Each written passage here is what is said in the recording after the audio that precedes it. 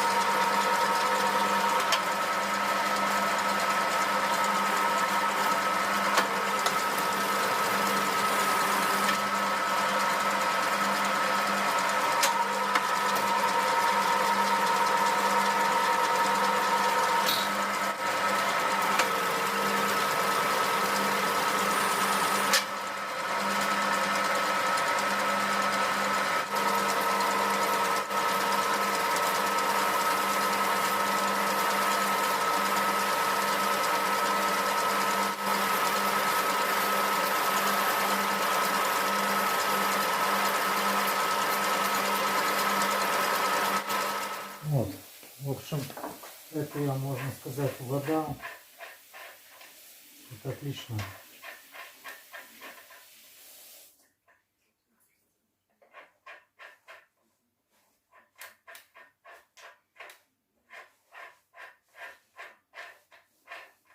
Не знаю. Вот это вот заводская остаток. Хоть завод не гнал. Ну, это моя поставлена первая. Пойдет на переплавку. Вот она.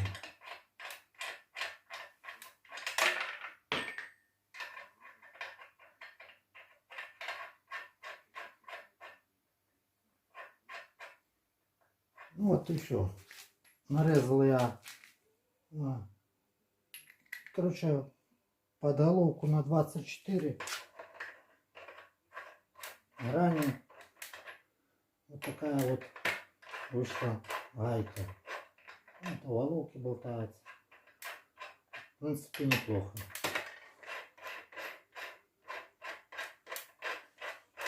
Вот, как бы на этом все. Всем спасибо за просмотр. Вот для этих целей я делал хотя бы, чтобы была цепная передача. Ну, всем до свидания.